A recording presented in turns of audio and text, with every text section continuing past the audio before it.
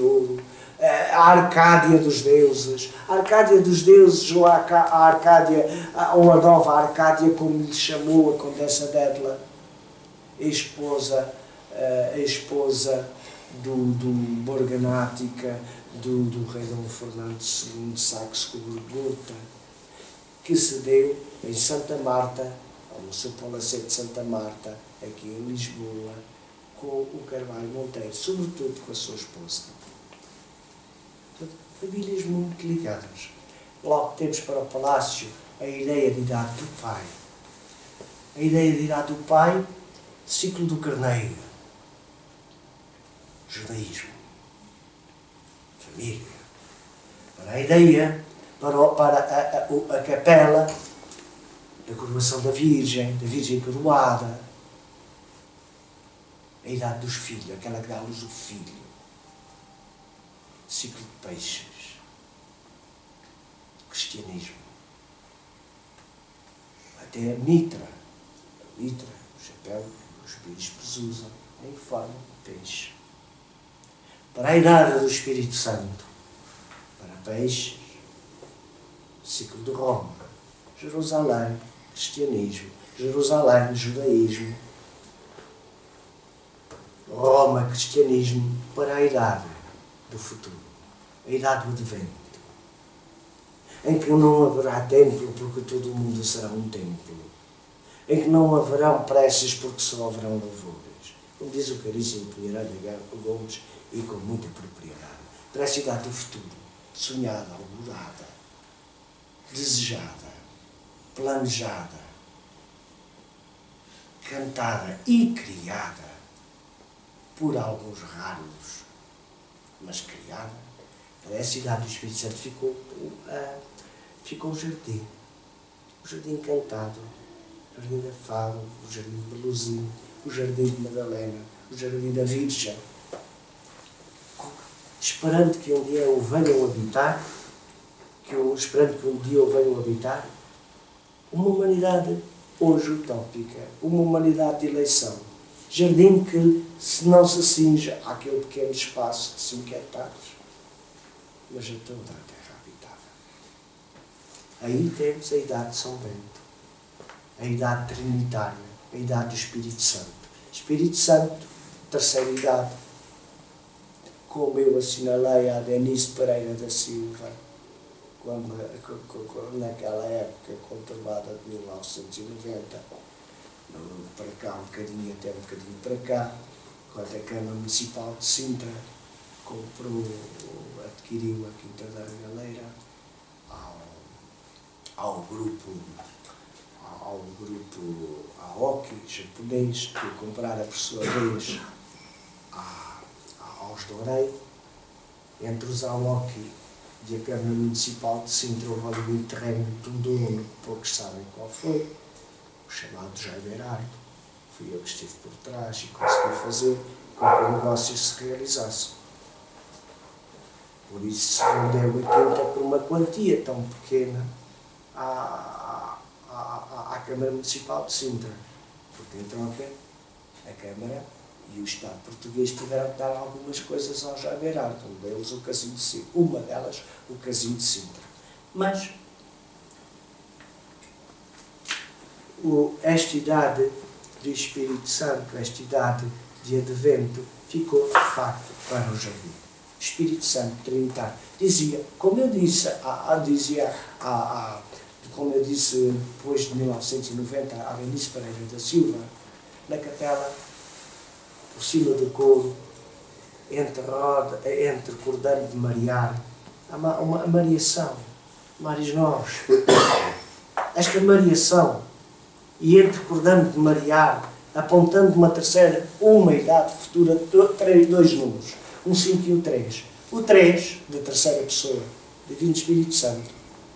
O 5, a quinta idade desejada, o quinto império, a quinta monarquia de Sebastião de Pai.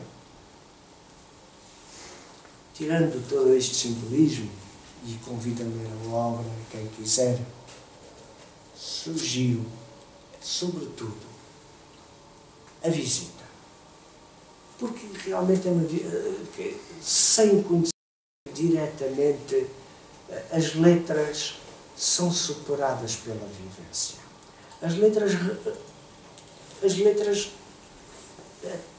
refletem, transcrevem uma vivência, mas não são a vivência.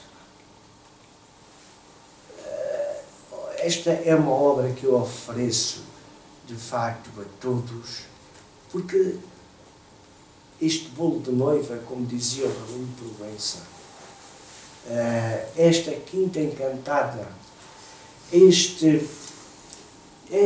esta joia ímpar do neomanuelino português,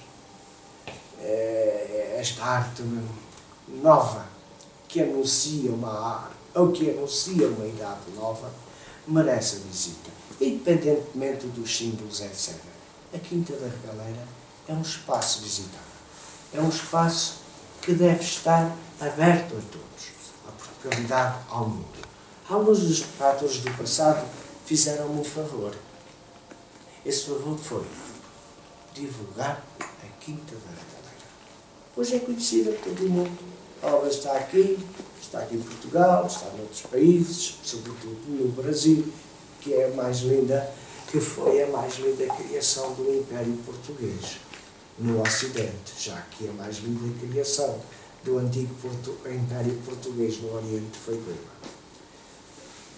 Com esta mensagem de advento, com esta mensagem de parúzia, a crença esclarecida na parúzia no advento do Senhor, um dia na hora aprazada pelo mesmo. Talvez seja isto que, ou de certo seja isto que a Quinta da Regaleira retrata. Ele, Carvalho Monteiro, que foi também senhor do Palácio da Peninha, e deixou obra na Peninha. Ele que é tido como um quase santo. Este Palácio da Peninha está hoje muitíssimo alterado, não obedece às medidas primitivas, a ponto de eu, há uns tempos atrás, lá ter entrado e dizer que paralhaçada da Peninha é esta. Isto não é o original. Em Lagos da Beira, Concelho de Oliveira do Hospital, terra de seu pai, lá está a rua Dr. António Augusto Carvalho Monteiro. O povo simples, povo ordeiro, povo amigo, povo trabalhador, hospitaleiro, povo alegre, tem-no como um quase santo. Também foi o pai dele quem mandou restaurar a igreja e, sobretudo, fazer a torre da igreja. Mais uma vez o tema da torre, que aparece também em Quintais, onde viveu, lá em Lagos da Beira, o doutor Carvalho Monteiro. Com todos os simbolismos muito idênticos, não digo semelhantes, digo idênticos, iguais aos da Regaleira. E também lá está a Capela de São Roque, gizada e decorada por Luigi Manini, que é uma pequena joia. Perante tudo isto, tenho só a fazer um evoco e a guisa de terminar com a bela oração do beneditino Guilherme de Saint-Henri, que nasce em 1085 e falece em 1148, e que assim termina. Fitando a Regaleira, a Quinta da Regaleira, um regalo para os olhos, um regalo para a alma. Fitando os seus habitantes originais, os seus proprietários originais, homens bons, gente boa. Carvalho Monteiro não era um sovina. Era um homem cauteloso dos negócios, como todo negociante o é, como todo empresário o é. Tem que ter cuidado, só vai à ruína. Mas não era de uma sovina. Olha, antes desta oração de evoco do Saint-Henri, vou contar uma história breve, já contei várias vezes. Quando vivia ali na rua, no Palácio da Rua do Alecrim, antes de viver definitivamente na Quinta da Regaleira, que inicialmente foi destinada a Palácio de Verão, de veraneio. Mas quando vivia ali na Rua do Alecrim, o Carvalho Monteiro, como era um grande apreciador de música, ia constantemente ali à Casa da Música no Largo do Chiado, cujo dono era seu amigo, e tabulavam, tinham longas conversas de amigos, conversas as mais variadas. E E esse senhor da Casa da Música, ali do lado do Chiado, tinha um empregado, um tabelião, um moço novo, pobre, domingo de haveres, e que andava de amores com uma moça, e gostavam-se, ele gostava dela, ela gostava dele, ele, a pontos de irem casar, mesmo sabendo que iam ter uma vida de miséria pela frente. O Carvalho Monteiro, ao saber disto, apiedou-se e teve pena do moço. Disse: casai, fazeis muito bem. No dia do casamento, o Carvalho Monteiro oferece ao moço uma coisa que ele não tinha lá em casa, uma secretária, uma escrivaninha, para ele poder escrever as suas coisas. E disse: olha, quando chegares a casa, tente cuidado, atende atenção ao segredo. Atende atenção ao segredo. Eles já sabiam que o Carvalho Monteiro era um benfeitor. Ajudou muita gente. E chegados a casa, casados, foi o presente de casamento, foram mexer no segredo, puxar daqui de uma gaveta, puxar daqui. Olha, não sei qual dos dois, tocou numa mola escondida que havia lá naquilo e abriu-se uma gaveta secreta. Estava cheia de moedas em ouro. Deu para levantar e terem uma vida condigna. O Carvalho Monteiro era assim, a pontos de repetidamente dizer: quando derdes com a direita, mantém a esquerda no bolso. A oração termina. A oração com que fecho, e depois terei à vossa disposição, se quiserdes colocar uma ou duas questões, termina assim: ó tu que disseste, eu sou a porta, mostra-nos a mansão de que és a porta, em que instante e a quem tu a abres. A casa de que és a porta é o céu que o teu Pai habita. Um céu na terra, no paraíso terreal, como dizia Gil Vicente, é de facto Sintra, com a sua coroa máxima, de beleza, de encantamento, de candura, a quinta da Torre da Racaleira. Muito obrigado.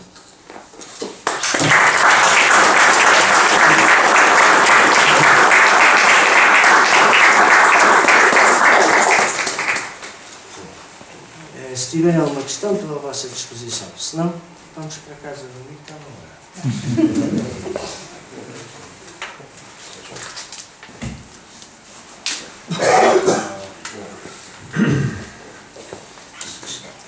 Eu venho de Santarém, estava a dizer que a Ordem dos Templários foi fundada por um escalabitano. Foi inspirada junto ao Papa pelo... Como é que se chama aquele senhor da Ordem da Santíssima Trindade, o conselheiro do rei Dom Dinis? Foi de facto um trinitário. Eu estava a fugir o nome, mas eu já me vou lembrar. Foi um trinitário, portanto escalabitano, homem de Santarém. E aliás, escalabitano foi um dos 9 templários que fundaram a ordem. O famoso Pedro. O famoso Pedro, que lá está sepultado numa sepultura à entrada da cidade de Santarém, numa sepultura abandonada, esquecida. Esse Pedro, o Petrus, o famoso Pedro, que era português, um dos 9. Por isso, Portugal ter tido primazia, teve na fundação da ordem um português. Sr. Professor, mas a ordem dos Templários, corrijam-me, faz favor. A ordem dos Templários tem a ver com o tal Darcy francês, que depois vai acabar com a ordem. Essa ordem termina e vai ser aproveitada por rei Dom Dinis para dar origem à nossa ordem de Cristo. Estamos lá bem? Sim, sim. Pronto, a dúvida é que a ordem dos Templários fazer, já lá vão os amigos para ver, consegue ser ter requerimentos de Santarém. Essa é a minha... Ao início, quando vão ter com Balduíno II, para fundar a ordem, vai o Hugo de Pines, vai o Godofredo de Santomé, vai uma série de gente. 9 cavaleiros peregrinos. Não eram templários, coisa nenhuma, eram cristãos. Por isso a cruz, a primeira cruz do templo era uma cruz romana, era uma cruz grega, porque a sede, digamos, a influência de Santa Sofia, de Constantinopla, estava sobretudo na religião oriental, enquanto Roma tinha mais a ver com as jornadas do Ocidente. A primeira cruz, antes de receberem a regra e a espada e o manto, a primeira cruz era grega. Depois foi latina. E só depois a famosa cruz pátia, a cruz espaldar, não é? Que é a cruz da cristandade muito mais antiga. Estes 9 cavaleiros foram ter com o Papa. Foram ter com o Papa, sim, através, servindo de intermediário, o São Bernardo de Claraval. São Bernardo de Claraval, primo do nosso Conde Dom Henrique, pai de Dom Afonso Henriques. O São Bernardo de Claraval diz: olha, ide lá à Terra Santa, ide lá a Jerusalém, e falai com o Balduíno II, cristão, se podem realmente consultar e buscar lá umas coisas lá das criptas, umas cavalariças, e fundar uma ordem, etc., e organizarem-se. E eles assim foram 9, dentre eles o português. E o Balduíno deixou fazer aquilo tudo. E eles lá fizeram o que tinham a fazer. Foi o primeiro arremedo da Ordem do Templo. Ainda não havia ordem. A ordem vem muito depois, de 1100 e qualquer coisa, quando se deu o Concílio de Poix, em que lhe é imposta a regra. Sem regra não há ordem, há desregra. Isso é depois. Portanto, é óbvio que numa época de conquistas, numa época de beligerância, numa época de ações militares, juntar a religião, que está sempre presente no cavaleiro, sabe-se lá em que momento é que ele vai aparecer sobre a lâmina, sobre as armas, e a quem é que se encomiar? Então, numa época em que as coisas estavam neste ponto, em que Hugo de Paynes implora ao São Bernardo que escreva uma regra para a nova ordem, que lhe entregou o concílio, etc. Aquilo era atrativo. Então, para além de seguir a via da guerra justa, como diz o São Bernardo, e depois afirmam vários e reafirmam esta história da guerra justa, também havia a religião. Podia-se conciliar a religião com a cavalaria. Isto era um atrativo. Angariam logo muita gente de França, sobretudo franceses, que fizeram as jornadas do ultramar. E a ordem foi aumentando. Mas era aquela gente toda, eram todos da ordem? Ah, não. Havia muitos contratantes. Isso tem a ver com a primeira cruzada. Não, com Lisboa, com Alcobaça, com a fixação dos bons Bernardos e Alcobaça, não é? A ordem instala-se, a ordem de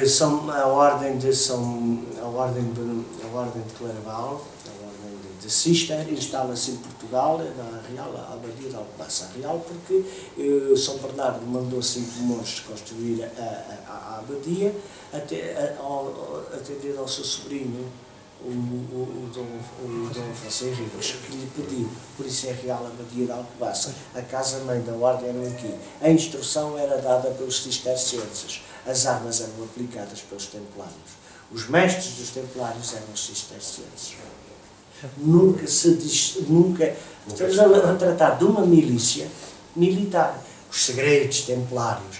Em casa militar não entra civil. As grandes cerimónias secretas, mas quais cerimónias secretas? Os templários eram católicos apostólicos romanos. Alguns usavam bezerras bezerras eram caderninhos de apontamentos. E tinham interesses herméticos, gnósticos, esotéricos. E algumas bezerras até sobreviveram, uma ou duas estão em Paris. Daí dizer que são todos, não. Faziam a profissão da fé. Era uma milícia papal. Foi por isso que eles confiaram tanto no Papa, quando o Filipe o Belo os manda perseguir, prender, etc., eles entregaram-se pacificamente. Pelo menos em França. Eles eram uma milícia papal. O seu chefe supremo, para além do grão-mestre, não havia grão-mestre, era o mestre-geral. Para além do geral da ordem, o grão-mestre é uma criação já do século XIV, XV.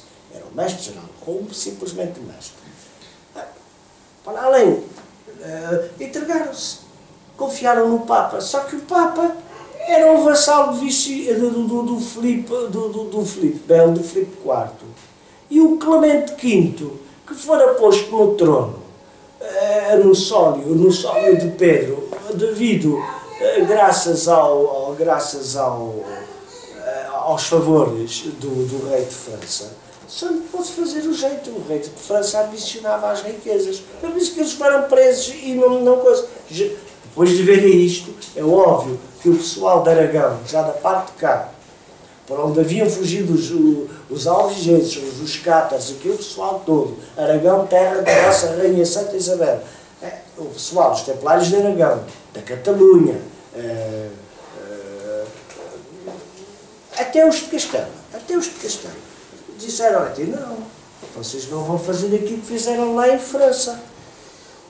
Na Ilha de Malta, eles opostaram-se. Em Inglaterra, opostaram-se. Vocês não vão fazer aquilo que fizeram lá em França. E houveram duríssimos combates. Quando chegou à parte portuguesa, o Dom Luís era um estratega, era um diplomata de primeira água. Levou a coisa pelo coisa. Depois o rei de França fala assim, mas a gente não liga. E como se temeu o anátema, uma ordem, uma pessoa anatomizada receber um anátema, se quiseres mandar a fava, manda lá. Mas é que o anátema significava ser remetido ao absoluto ostracismo social, económico. Era um país isolado, olha, assim mais ou menos como Cuba. É complicado, não é? Uma grande miséria. E então ele lá levou a coisa. Então desfaz a ordem do templo em Portugal e funda, através de servindo-se de uma série de intermediários, e funda a Ordem de Cristo, indo junto do Papa, isto e aquilo outro, etc. Ele funda a Ordem de Cristo.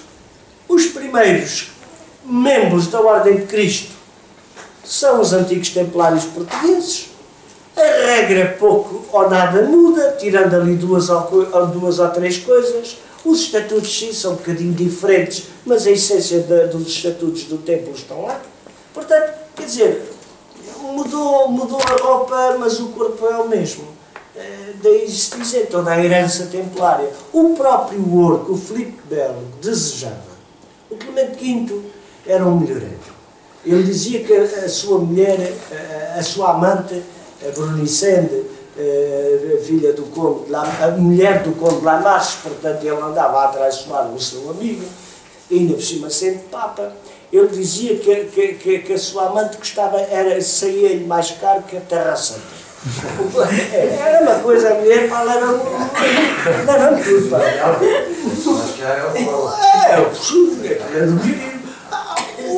O Filipe IV era um indivíduo ébrio, outro melhorengo, ladrão, assassino, colaborara, concorrera para o assassinato do Papa anterior a Clemente V. Houveram grandes problemas, a ponto de o povo odiar. Houve uma ocasião que o povo sublevou em armas, o povo de Paris sublevou em armas contra ele, porque o pessoal estava farto daquele homem. E ele escondeu-se dentro da cerca muralhada da torre do templo de Paris, na sede de Paris, ali onde estava o Sena. Bom, e a ordem deu-lhe albergue, foram-se à cozinha, beberam, comeram. Os mantimentos para um ano foram desbaratados numa semana. Vejam lá como é que era aquela gente que era. É claro. Dessa volta. Portanto, estas histórias de vico-esoterismos é acerca de uma ordem militar. Eu estou muito próximo das árvores. Não é bem assim. É preciso saber como é que as ordens, sobretudo ordens militares, funcionam. Antes da ordem, por exemplo, aqui na Península Ibérica, ainda aí para um outro livro que eu escrevi sobre Santiago, antes da ordem, a ordem de Santiago se instalar como guarda do Santo Sepulcro do apóstolo Tiago, na Catedral de Compostela, quem foi a guarda foi os Templários. O Oscar Moreno, em 1942, descreve isto. Um grande historiador, era o Moreno. Um homem interessantíssimo. Portanto, foram os Templários. Era uma guarda papal. A minha conclusão é porque os Templários estão no início da nossa nacionalidade, não é? Vamos aprontando para ser isso, que o é que é, que o apoia, para ver com os árabes. E essa ordem é extinta no período. Portugal não existia nessa altura. Os Henriques ainda estava a tentar a progressão da A Ordem dos Templários é fundada em que ano? É fundada em... É em Portugal, não é Portugal. Existia em Portugal. Sim. A Ordem dos Templários é fundada em que ano? Em que ano é que se dá o Concílio de Toledo? Portanto, 1128, exatamente. 1128. Já havia Portugal é fundado em que ano oficialmente? Portanto, 1143, com o Tratado de Zamora, 1143, e depois com a Bula Papal, 1179. Os primeiros templários que entram em Portugal entram por Fonte Arcada, estabelecem-se em Fonte Arcada, estabelecem-se em São Salvador do Mundo, ali em Carraseda de Anciães, vêm por aí baixo, etc. Ajudam Dom Afonso Henriques. Dom Afonso Henriques era um templário? Não, era um donato, isto é, um benfeitor. Não era templário, era próximo da ordem. O seu aio, tutor, paraninfo, Egas Muniz, era templário? Não, não era. A ordem do templo está na raiz de Portugal, mas não são elas. E para alguns especuladores, pai, não é? Perdão? Paian. Aquele era o pai do José Henriques. Corre essa história. Corre essa história do Norte e tem muito que se diga. Pai espiritual, de certo seria. Pai físico, tenho muitas dúvidas porque as crónicas não me apontam. Mas corre essa história. Os Templários existem hoje em Portugal? É uma pergunta que eu queria fazer. Se os Templários existem em Portugal hoje, o senhor vai às páginas amarelas, é o que não fala.